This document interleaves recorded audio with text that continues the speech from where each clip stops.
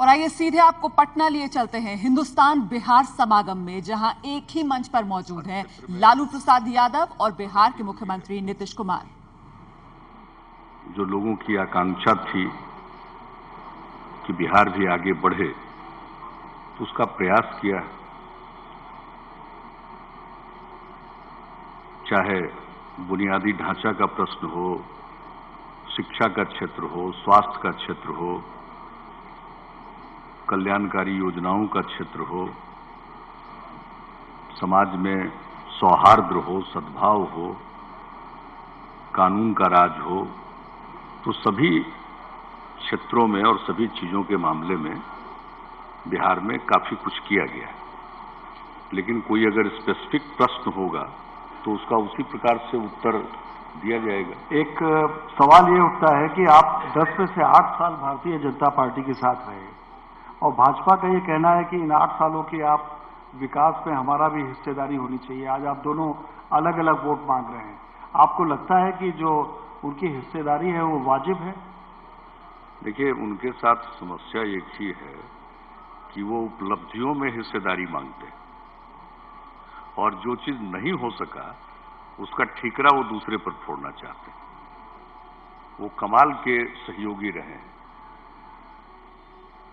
आपने पूछ दिया तो मैं बताना चाहता हूं, सहयोगी थे और कोई बात कहना मैं मुनासिब नहीं समझता हूं और न मैं उनकी भाषा में कोई बात करना चाहता हूं।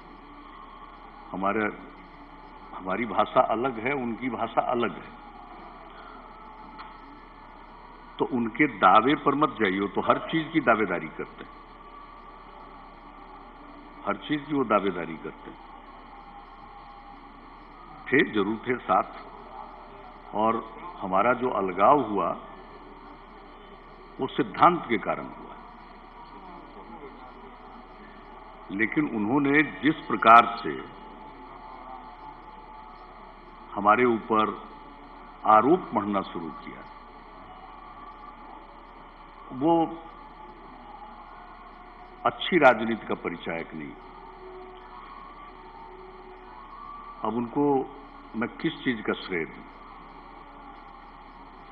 कभी जिन विभागों को वो चलाते थे उसका श्रेय मानते हैं कि वो तो पूरा उन्हीं का है। जिन विभागों से उनका कोई मतलब नहीं था उसमें भी कहते हैं कि हम शेयरर हैं। तो कोई एक कसौटी वो नहीं तय कर पाते कि किस कसौटी पर वो श्रेय लेंगे। लेकिन जब तक साथ थे, मैंने हमेशा गठबंधन धर्म का पालन किया और हमेशा महत्वपूर्ण निर्णयों में उन लोगों को विश्वास में लिया। ये गठबंधन धर्म का हमने पालन किया। लेकिन आज की तारीख में अगर वो किसी चीज की दावेदारी करते हैं और जो चीजें आज दिख रही हैं, बिहार का जो एक विकास की भूख जो बिहार में जगी है, वो सबसे बड़ी चीज है। मैं लालू जी के पास जाने से पहले एक सवाल का संक्षेप में आपसे आंसर चाहूंगा कि आपने ठीक कहा कि नाकामियों में वो हिस्सेदारी नहीं चाहते हैं। कोई एक ऐसा फैसला, एक ऐसा कदम जो आप उठाना चाहते थे और उनकी वजह से नहीं उठा सके बिहार के हित में, बताना चाहेंगे क्या? नहीं, ये उनकी सहयोग न मिला हो। नहीं, ये उनकी स्थिति नहीं थी कि हम कुछ करना चाहें और उसमें वो बाधा डालें। जी, ये उनकी स्थिति नहीं थी।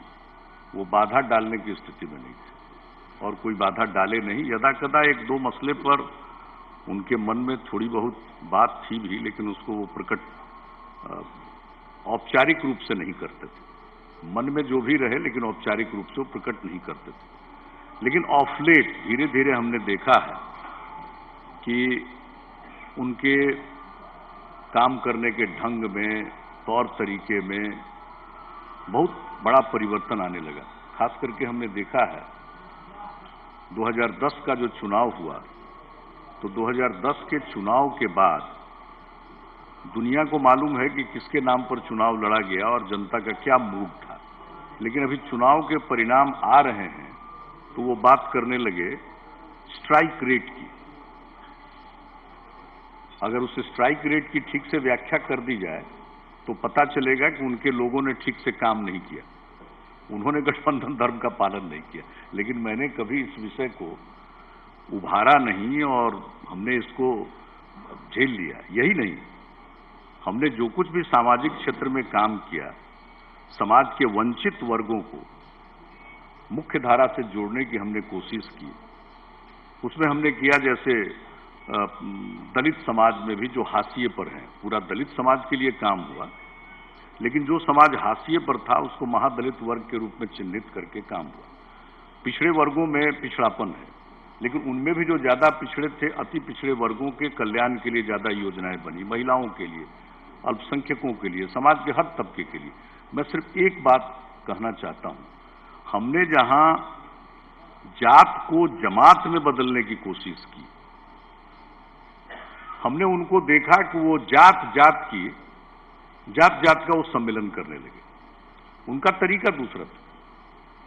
सरकार के कार्यों के माध्यम से समाज में एक विशेष सामाजिक परिस्थिति जो पैदा हो रही थी, उसको तोड़ने की भी उन्होंने कोशिश की। महादलित वर्ग में भी जातियों के बीच वो पैक्ट बनाने की कोशिश करने लगे। अति पिछड़े वर्गों में भी वो जातियों के आधार पर वो काम करने लगे। तो ये बोलते क्या हैं, ये दूसरे पर आरोप लगाते हैं, लेकिन जितना कास्ट सेंट्रिक अप्रोच बीजेपी की राजनीति में आया है, उतना देश की राजनीति में किसी दल में नहीं होगा। लेकिन बोलेंगे कुछ, तो हमने देखा है कि ये ऑफ लेट उनका ये काम शुरू हो गया। उससे पता चल गया था कि अब उनको जो एक जगह मिल गई इस गठबंधन के कारण, एक जगह जो उनको बिहार में मिली, उनका कोई बड़ा जनाधार बिहार में नहीं था। बिहार के दक्षिणी हिस्से में, जो अब झारखंड प्रांत के नाम से जाना जाता है, वहां उनका 77 से ही, चूंकि जनता पार्टी बनी थी, सारा ज्यादातर सीट उनको मिल गया, तो वहां धीरे धीरे उनका कुछ बन रहा था। लेकिन जो बिहार 2000 में बचा, उसमें कोई खास नहीं था। इस गठबंधन के कारण उनको जो आधार मिला, तो 2010 के बाद उनके मन में ये बात आ गई कि अब सीधे अपने बलबूते पर आगे बढ़ना। तो ये बाद में जो बोलते रहते हैं ना, इन बातों में कोई दम नहीं है, उनकी सोची समझी रणनीति थी। बहुत धन्यवाद लालू जी। ये गठबंधन जो आपने अभी ये नया हुआ है, इसको लेकर एक बड़ा सवाल है कि ये गठबंधन स्वतः स्फूर्त है, बिल्कुल नेचुरल है, या इसमें कुछ प्रेरणाओं और दूसरों के दबावों का भी योगदान था? ये गठबंधन स्वतः स्फूर्त है या इससे दूसरों की प्रेरणाओं का भी कोई योगदान है? देखिए, एजेंडा, आपका एजेंडा क्या है? एजेंडा तो बिहार का एजेंडा है। आपके सवाल और फिर उसके बाद बिहार में आप क्या चाहते हैं, ये एजेंडा है? बिहार के विकास का एजेंडा है। तो जो सवाल मुख्यमंत्री जी से आपने किया, बिहार में जो अभी तक का डेवलपमेंट और विकास की जो बातें, और आप लोग जो दिल्ली से झुंड के झुंड आते थे पत्रकार लोग, उतना प्लेन भी तेजी से नहीं चलता था जितना तेजी से आप लोग आते थे देखने के लिए कि काम हुआ है। भाई, ठीक नीतीश कुमार जी ने काम किया है। नीतीश कुमार के विषय में आप जानिए, अतीत को जानिए। नीतीश कुमार और जितने भी नेता जिनको आप इनवाइट किए हैं, हम लोग के कतार में खड़ा किया आपने, पहले से मालूम रहता तो मैं नहीं आता। जिन लोगों के चेहरों को साटा है आप लोगों ने हम लोग के लिए, हम लोग के सामने। हाँ, आपकी कतार में खड़ा। बात सुनिए पहले, कतार में खड़ा करें आप, बात समझा करिए आप लोग बात को। किसी को अलग से बुलाइए, बात करिए, सब जगह बैठा के। आप 2-4 पहलवान और लोग हैं, उनको आपने नहीं बुलाया है। लेफ्ट वाले लोग हैं, उनको नहीं बुलाया। खैर, बुला लिया, ठीक किया। तो नीतीश कुमार और हम एक ही परिवार के लोग हैं। याद करिए जेपी मूवमेंट, उसी मूवमेंट में सुशील मोदी, रविशंकर प्रसाद जी, नीतीश कुमार जी, मैं, शिवानंद तिवारी, संचालन समिति में हम लोग सब थे। इमरजेंसी का 30 साल का पूछ रहे थे लोग, आप बोलिए क्या अनुभव, सब बात बता। वो खास करके नीतीश कुमार जी और हम लोग एक ही परिवार के लोक दल वाले लोग हैं, पुराने। बीपी सिंह जी की सरकार बनी, उसमें भी हम दोनों वहां पर थे, एक साथ थे। जननायक कर्पूरी ठाकुर जी हम लोग के नेता थे, दबे कुचले लोगों का। आगे कोई सवाल करेंगे उनका मैं जवाब दूंगा। इस राज्य में प्रत्येक गांव में एक नाई परिवार होता है, मुश्किल से, बार्बर जिसको आप लोग बोलते हैं। तो हमारे नेता थे हम लोग के, वंचितों के, लांछितों के। और उन तमाम वर्गों और तबकों को इकट्ठा करके हम लोग जैसे लोगों को, नीतीश कुमार और हम लोग जो कुर्ता पाजामा पहने और राजनीति सीखा, तो जननायक कर्पूरी ठाकुर जी, पंडित रामानंद तिवारी, डॉक्टर राम मनोहर लोहिया, इनका बड़ा भारी प्रभाव था हम लोग के ऊपर। हम लोग सोचा भी नहीं था। हम लोग इनके पिताजी साधारण वैद्य थे, हमारे पिताजी साधारण किसान और चरवाहा थे। हम लोग राजनीति में, हम लोग के परिवार में कोई आदमी नहीं था, हम लोग आए इसमें। तो संक्षेप में आप बोलिएगा कि विषयांतर हो रहा है, नहीं, अतीत को आप जानिए। कि आपने पूछा कि ये कोई दबाव का है या कोई मजबूरी का है या नीतीश कुमार का हमारा, या कोई आदमी बोला, या कोई बात है, क्या बात है? तब बात ये है कि जो लांछित और वंचित, लाचार और विवश लोग थे, आगे चल के जिसको मंडल कमीशन बोलते हैं, मंडलवादी लोग हम लोग उसको, इसमें नहीं होगा, लड़का बुलाना चाहिए था आपका, आनंद सुपर 30 वाला, जो उसके सारे बच्चे टॉप कर रहे हैं, सारे बिहार का इतना बड़ा टैलेंट, मुझसे मिलने के लिए आया था। मेरा ध्यान ज्यादा जाता नहीं, लेकिन रिजल्ट में देखते रहता कि हमारा उसका डंका बज रहा है दुनिया में, अमेरिका में भी। आनंद हमको बोला कि भैया मैं आनंद हूं और अत्यंत पिछड़ा वर्ग में जन्म लिया, मैं चंद्रवंशी मां के कोख से पैदा लिया हूं, और अगर आप नहीं होते और सामाजिक न्याय के झंडा को बुलंद नहीं किए होते आप लोग, तो आज मैं जहां का तहां पड़ा हुआ था, और आज मैं आपका पैर छूने आया हूं कि आपने हम लोग को ताकत और शक्ति दी। यही है अपराध हम लोग का। नीतीश कुमार जी जब जननायक कर्पूरी ठाकुर जी स्वर्गवास कर गए हमारे गोद में, तो बहुत सारा विरोध मेरा भी था, यादव भाइयों में भी बहुत उम्मीदवार बने थे। लेकिन नीतीश कुमार की बेचैनी को मैंने देखा उन दिनों में कि हर तरह से बढ़ चढ़ के नीतीश कुमार ने लीडर अपोजिशन हमको बनवाने में भारी योगदान किया। एक ही युवजन सभा में, एक ही परिवार में हम लोग थे, अतीत को लोग जानता नहीं। तो किन्हीं कारणों से हम और हमारा नीतीश कुमार का अपहरण करके ले गया, वो भाजपा ले गया बीच के दिनों में, अपहरण करके ले गया, इनको छोड़ा के लाए हैं हम, फिर आई छोड़ भी दिए। वहां से बात पूछे क्या कारण है, अरे what happened during UPA tenure, हम लोग थे वहां, दुनिया में इकोनॉमी बूम किया, तो बूम किया तो इंडिया में भी बूम किया। तो जब बूम किया तो यूपीए गवर्नमेंट में हम लोगों ने उसका लाभ उठाया। हम मंत्री थे, हमारे लोग थे, सारे लोग, हम लोग ने राज्यों को पंप किया पैसा, सब राज्यों को पंप किया। अभी लड़के आपको पूछ रहे थे पत्रकार लोग, जेठजी जी आज बोले हैं कि आज पैकेज देंगे बिहार को। हाँ, अब याद आ रहा, जब चुनाव आया तो राम जी याद आ रहे हैं, अब पैकेज याद आ रहा है। बिहार में मालूम हो गया कि लोगों का हवा निकल गया। तो इकोनॉमी जो बूम हुआ, तो भारत निर्माण शशि जी, सर्व शिक्षा अभियान, मनरेगा से लेके प्रधानमंत्री सड़क योजना, अस्पताल से जिसमें कितने लोग जेल उल गए, सब अस्पताल, और सारा पैसा पूरा पंप हुआ राज्यों में। इसका इस्तेमाल नीतीश कुमार ने बखूबी से उठाया। ये बेचैनी तो आपको मालूम नहीं, जेपी मूवमेंट में हम लोग को बोलता लालू जंगल राज, ये बोलता हमको जंगल राज बोलता है। सब राज की राजनीति लालू के इर्द गिर्द ही घूमती है, बिना लालू का कोई स्नान नहीं करता है, सब गिरदा यहाँ से घूमता है। तो नीतीश कुमार ने अच्छा काम किया, और हमारे सामने याद करिए, आपको यू रिमेम्बर इट, और आपके साथी लोग होंगे कि 14 के दंगल के सामने आप लोगों ने बुलाया था वहां दिल्ली में एजेंडा, कोई एजेंडा नाम का। हमने कहा भाई देखो ये थ्रेट है नेशन के ऊपर। भारत 14 के दंगल के बाद भारत टूटेगा या भारत रहेगा? आज वो इलेक्शन में देख रहा हूं एजेंडा क्या है? एजेंडा है सांप्रदायिकता, where there is no peace. कोई प्रोस्पेरिटी की बात आप भूल जाइए। तो हमारा एजेंडा वही है पुराना जो आज स्मृति ईरानी का निकला है। फिर ये कौन विकास का वादा बीजेपी बोलता? स्मृति ईरानी बोली कि कंपलसरी योगा को कंपलसरी कर देंगे स्कूल में। यही गजब का बात है। तो हम लोग बोल रहे हैं तो जंगल राज।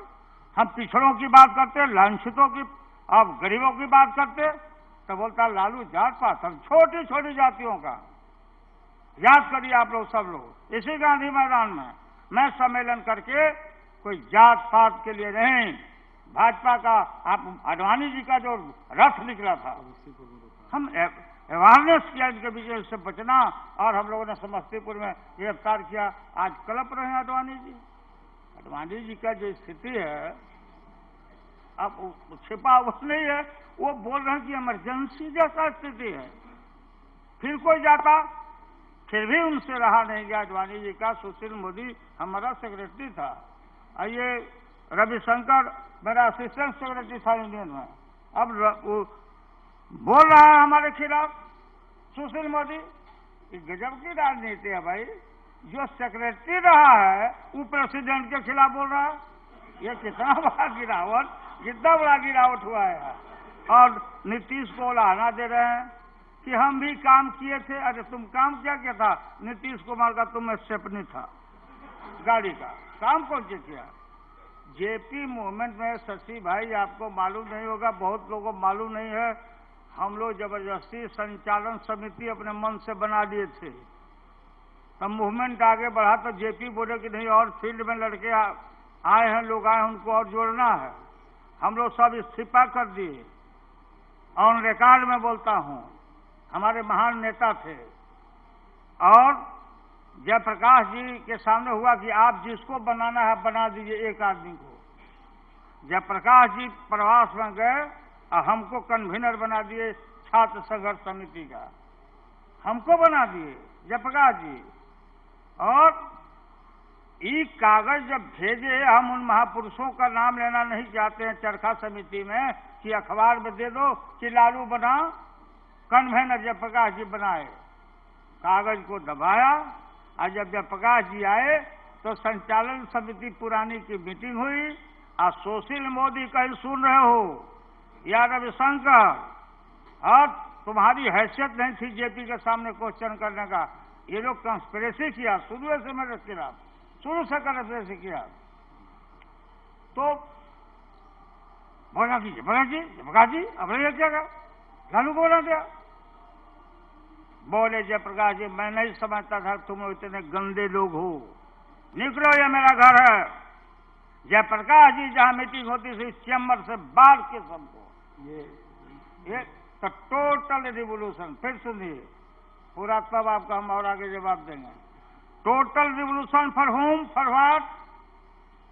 जयप्रकाश जी ने लिखा है टोटल रिवोल्यूशन में इसी गांधी मैदान में कि आजादी मिलने के इतने वर्षों के बाद शिक्षा से, चिकित्सा से, रोजी और रोजगार से जो सबका अंतिम कतार में बैठा हुआ है उसे मेन स्ट्रीम में लाने का नाम है टोटल रिवोल्यूशन। तो जात पात कर दिए जयप्रकाश जी। लालू यादव नहीं चीजों को और नीतीश कुमार लेके बढ़े तो हम लोग जात पात कर दिया, जंगल राज हो गया। है कोई गरीब आदमी वोट देता था क्या? एक बड़े लोगों के गांव में 4 बूथ हुआ करते थे, सब बूथ को निकाल के गरीबों का दरवाजा पर हमने किया। इसलिए मैं परवाह नहीं करता। आपने जो किया लालू जी वो दिखता है। आपने रेल मंत्री के तौर पर भी जो किया आपका काम, ये तो अतीत की बात है। लेकिन आज जो आपके मुकाबले वो भी तो यही कह रहे हैं मैं चाय वाला हूँ, मैं पिछड़ा हूँ, मैंने गरीबों का साथ दिया। तो आपको नहीं लगता कि एजेंडा? अब ये मंडल कार्ड जो खेल रहे हैं मोदी जी, वो मोदी जी, ये मोदी जी नहीं।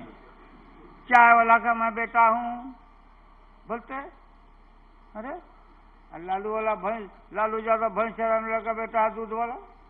तब बिना दूध के तुम्हारा चाय कैसे, तुम क्या डालता था बताओ? तुम हमको कैसे पता दूध का? हम लोग गाय चराए, भैंस चराए, बकरी चराए। इसमें पुराना लोग जाके, सुनिए भाई, आप वेटनरी कॉलेज जाइए, कभी आए हैं तो आइए, वेलकम। उधर वेटनरी कॉलेज में मैं यहाँ पढ़ता था, बीएन कॉलेज में, और ठेला पर चाय में बेचता था, घोंटता था चाय। नीतीश जी जाकर पीते थे उस समय, पूछिए। तो ये मंडल कार्ड अब शशि जी वो लोग खेल रहा है, मंडल कार्ड वो खेल रही है बीजेपी। अब फिर वो छोटी छोटी जातियों का सम्मेलन करा रहा है, सब जगह यहाँ पर घूम रहा है। हम किया जगाया तो जंगल राज। 30 साल हमारा राजनीति का हो गया, 1974 से। लालू यादव का नाम लिए कोई आगे सो ही नहीं रहा। लालू को पंडुआ समझता, बिहारियों को कमजोर समझता। इसलिए नीतीश कुमार काम किया, नीतीश हमारा साथ दिया। ये हमारा छोटा भाई है। हमारा सवाल मुख्यमंत्री बनाने का नहीं, लीडर बनाने का नहीं, हमारा सवाल है कि इनको बिहार में पैर रखना चाहते हैं, जमाना चाहते हैं भाजपा के लोग। कामरेड ज्योति बाबू ने कहा था, सुनिए, कामरेड लोगों ने विरोध किया कि लालू मंडलवादी है, उसका साथ क्यों दे रहे हैं। ज्योति बाबू ने कहा कि नहीं, देखो क्लास स्ट्रगल अपने जगह पर, लेकिन जाति वाली बात भी सही है। अगर बिहार में नहीं रोकोगे, भाजपा को बिहार में नहीं रोकोगे, लालू को नहीं ताकत दोगे, तो वहां से छूटेगा तो कलकत्ता में घुसेगा। और कलकत्ता में घुस गया तो आप समझना कि क्या स्थिति होने वाली है। सीपीएम को, लोगों को कामरेड ज्योति बाबू ने बताया।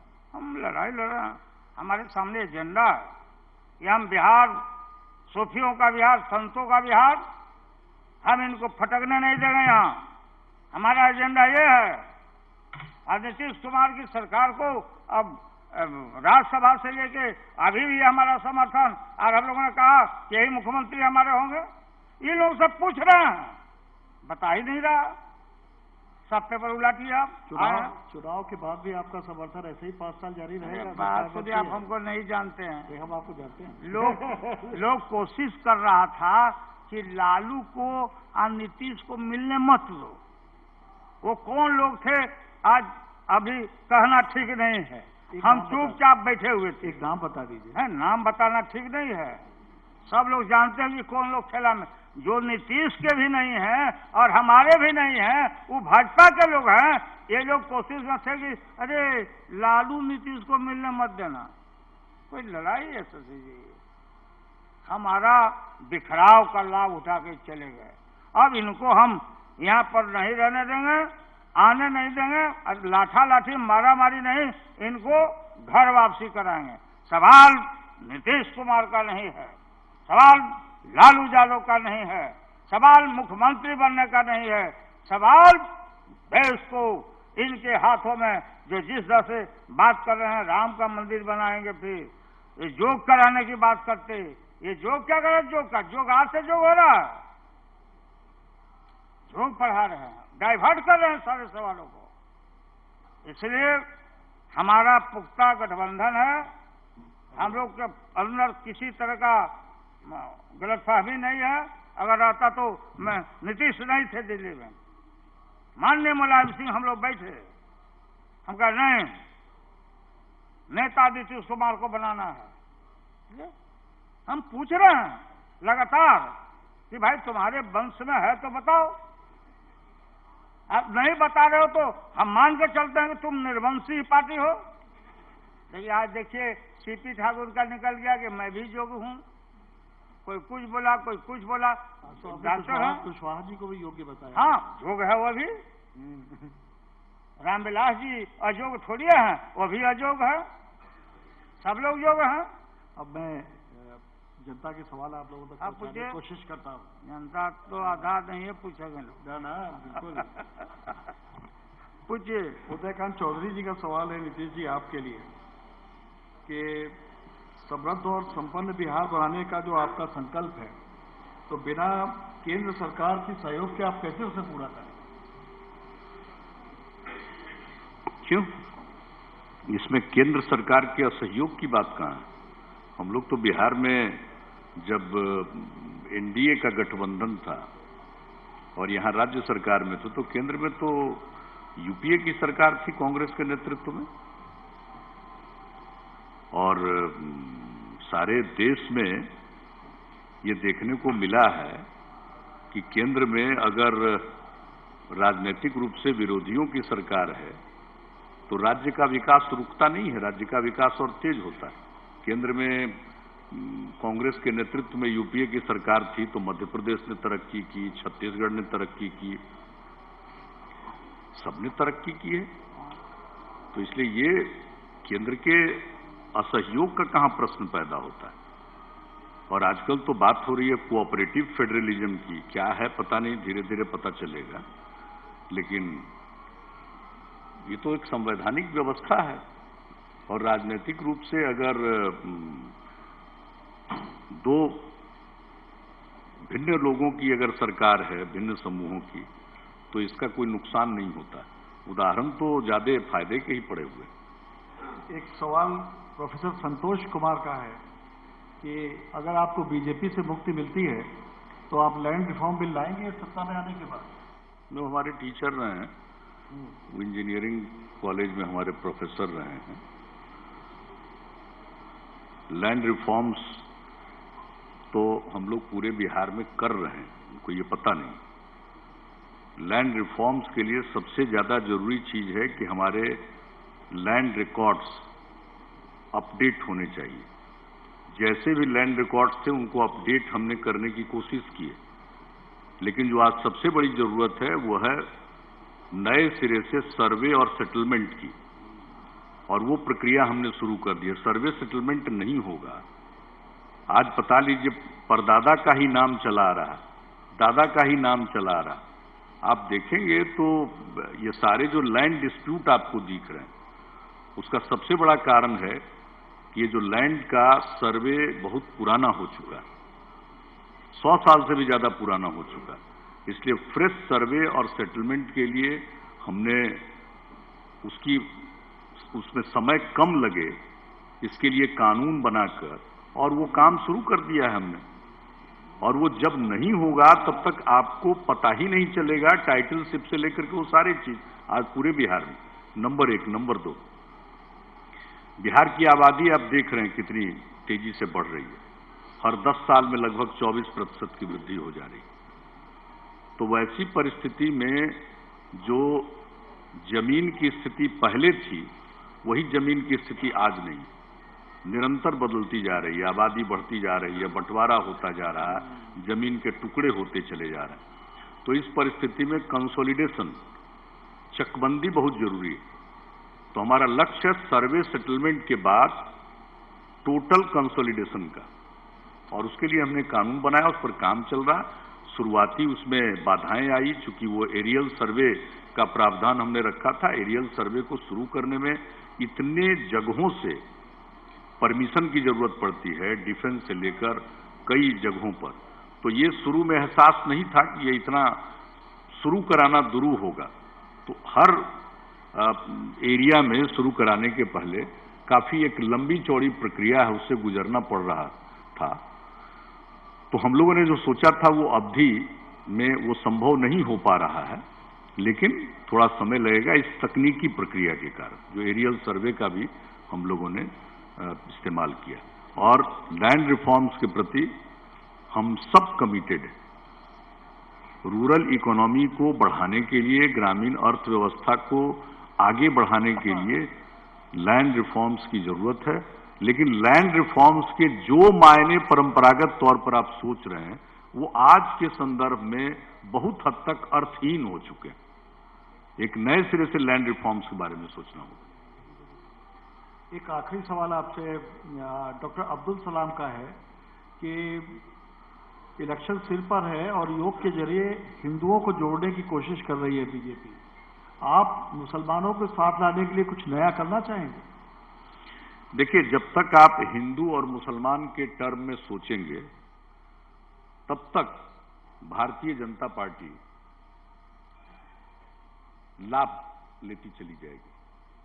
इस देश में और इस समाज में संघर्ष हिंदू और मुसलमान के बीच नहीं, इस समाज में संघर्ष हो रहा है कट्टरपंथी हिंदू और उदारवादी हिंदुओं के बीच में। और उदारपंथी किन चीजों पर, उदार विचार किनका? हिंदुओं का, जिनका विचार संपत्ति के बारे में, स्त्री के बारे में, इन सब चीजों के बारे में, वर्ण व्यवस्था के बारे में जो उदारवादी विचार हो, सहिष्णुता, टॉलरेंस, कुछ लोग इनटॉलरेंट होते हैं, तो इन विषयों पर जिनका विचार उदारवादी है हिंदुओं में, उनका संघर्ष आज कट्टरपंथियों से चल रहा है। और ये कट्टरपंथी अपने को मजबूत करने के लिए अल्पसंख्यकों के खिलाफ मुहिम चलाते हैं। आप जरा कल्पना करिए, इस देश में, इसमें कोई दो राय नहीं है कि हिंदुओं का विशाल बहुमत 80% के करीब हिंदू है, उससे भी ज्यादा है। और इसके अलावे कई जो संप्रदाय के लोग हैं, चाहे सिख मान लीजिए, तो ऐसे लोग उनके करीब हैं। ऐसी परिस्थिति में ये हमेशा अल्पसंख्यकों का डर दिखाते हैं। ये किस हद तक लोगों को कायर बना रहे हैं, डरपोक बना रहे हैं। अल्पसंख्यकों का भय हिंदुओं को दिखाते हैं और अपना उल्लू सीधा करना चाहते हैं, कट्टरपंथ को मजबूत करना चाहते हैं। तो आज लड़ाई उनकी है, आज असल लड़ाई यहां है। और ये जो कुछ भी करना चाहेंगे, एक बात बहुत स्पष्ट है और धीरे धीरे नई पीढ़ी के बीच में हम सब लोग इसको ले जा रहे हैं और समझाने की कोशिश कर रहे हैं कि यह देश तभी मजबूत रहा है और मजबूत हुआ है। इतिहास के पन्नों को उलटकर देख लीजिए, प्राचीन काल से लेकर अब तक, जब जब उदारवादी मजबूत रहे, जब जब कट्टरपंथी हावी हुए हैं, देश कमजोर हुआ है, टुकड़ों में बटा है। इसलिए आज जो कट्टरपंथी विचारधारा के लोग हैं, उनके खिलाफ साफ तौर पर इस परिप्रेक्ष्य में माहौल बनाना चाहिए। मैं तो समाज को हिंदू और मुसलमान के टर्म में देखता ही नहीं। समाज में जो हमारे देश में किसी भी धर्म और मजहब को मानने का अधिकार है और सभी धर्म मजहब के लोगों को बराबर की आजादी है। इस आजादी को कोई छीन नहीं सकता और अगर कोई छीनने की कोशिश करता है तो वो सफल नहीं होगा और न सफल होने दिया जा सकता। लालू जी, एक सवाल आपसे। संजय तिवारी जी बैंक यूनियन के लीडर्स हैं, उनका है कि आपने लंबे समय तक बिहार का नेतृत्व किया। अगर देश का नेतृत्व करने का मौका मिले तो आप पहले 3 काम क्या करना चाहेंगे? अगर देश का नेतृत्व करने का अवसर आपको प्राप्त हो तो आप पहले 3 काम क्या करना चाहेंगे? पहला दिन पहले 3 काम, अगर आपको प्रधानमंत्री बनाया जाए तो पहले 3 काम आप क्या करेंगे? पहले 3 काम ये करेंगे कि सबसे पहले जितना पोल्यूशन फैलाया है भाजपा आने से, इसको बढ़िया से धुलाई करेंगे। धुलाई का मतलब पिटाई नहीं, जैसे फायर ब्रिगेड से साफ ऑफ किया जाता है। तो ये बिल्कुल लालू यादव का संदेश, युवा बचाओ अपना देश। इससे पहले हिंदू, मुस्लिम, सिख, ईसाई, ये सब पोल्यूटेड, कम्युनलाइज सोसाइटी को ये गवर्नमेंट फेलियर ऑन फ्रंट पर हो गई है। तो अब वो इससे होना नहीं है। 7 जन्म भी अवतार भी लेगा तो इससे कुछ नहीं होने वाला। ये नोट डाउन कर लीजिए, तो ये नहीं होगा। तो अब इनको सत्ता में रहना है, तो सत्ता में रहना है तो ये कम्युनलाइज करेंगे सोसाइटी को। तो हम लोग वाचफुल हैं, इसीलिए हम लोग इकट्ठा भी यहाँ हैं। आपको मैं बता, और कोई कारण नहीं है। नंबर 1 ये बोले थे कि देश के लोगों को चीट किए थे लोग कि 26.5 लाख करोड़ रुपया हम लावेंगे और 15.5 लाख रुपया जमा कर देंगे हर भारतीय के खाता में। 1 अरब 25 करोड़ जनता के आप बाद में बोल दिया कि जुमला। इन पर मुकदमा करके इनको तिहाड़ जेल में बंद कर देंगे। क्या झूठ बोला? अब तिहाड़ जेल में बंद कर देंगे उनको मुकदमा करके? हम आएंगे तो बंद नहीं करेंगे। चीट करके वोट डेमोक्रेसी के साथ मजाक किया।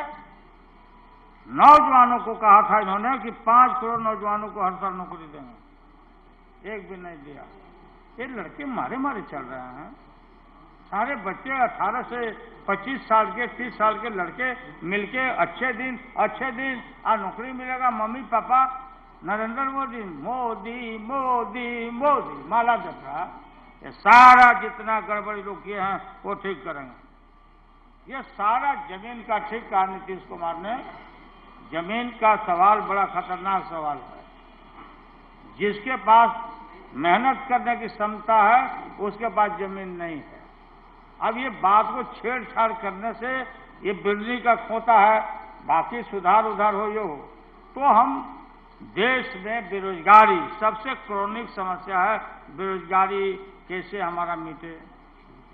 किसान को जो किसान का ये लूट रहे हैं, राइट को खत्म करने जा रहे हैं, लैंड एक्विजिशन बिल ला करके इसको हम चलने नहीं देंगे। और किसान को कोई जमीन लेना है तो जैसे मनमोहन सिंह ने किया था, इतना क्रांतिकारी कदम उठाया था, उसको हम रिपीट करेंगे। शिक्षा, अब ये जॉब की पढ़ाई शिक्षा मंत्री है भारत सरकार। हम ऐसी शिक्षा व्यवस्था करेंगे, ऐसा व्यवस्था करेंगे कि लोग अपने पैरों पर खड़ा हो, शुरू से ही जॉब ओरिएंटेड हो। ये इंतजाम हम लोग करेंगे, इसमें कोई कोताही नहीं है। एक सुधा वर्गीस का सवाल है, ये महिलाओं का इन्होंने प्रतिनिधित्व किया है कि इस चुनाव में महिलाओं को, नई पीढ़ी को और दलित को कितना टिकट देने की संभावना है? टिकट हम दोनों मिलके, नीतीश कुमार और हम लोग मिलके यूथ को, वीमेन को निश्चित रूप से ज्यादा हम लोग, हमारा तो है अपने दल में कि 50% हम देंगे महिलाओं को। महिला अब यूथ दोनों मिला के, यूथ और महिला दोनों मिला के। लेकिन पहले से जो उसमें और भी नेता है उसको एकाएक छांट देना भी ठीक नहीं है, न तो रिएक्शन करा देगा। तो ये ध्यान रखना। सवाल बहुत से हैं और भी, लेकिन समय की कमी है, तो मैं हैंड ओवर टू यू। हालांकि ये बात साफ नहीं हुई कि महिलाओं को असल में कितना आरक्षण आप देंगे। 33%, उससे ज्यादा अगर आप परसेंटेज भी कह दें तो बात साफ हो जाए। असेंबली में ना हम रिजर्वेशन के भी पक्ष में हैं। अच्छा। हम देंगे, हमारी कोशिश। महिलाएं बहुत आई हैं, जागरूक हैं महिलाएं, उनको हम लोग देंगे। आज के इस दिलचस्प सत्र का समापन हम यहीं पर करेंगे। उससे पहले मैं Shri Vivek Khanna, CEO Hindustan media ventures limited, इनको आमंत्रित करूंगी कि वे आएं। और तो हिंदुस्तान का बिहार समागम, एक ही मंच पर आए लालू और नीतीश, और दोनों ने सीधे सीधे निशाना बीजेपी पर साधा, ये कहते हुए कि जाति केंद्रित राजनीति कर रही है बीजेपी।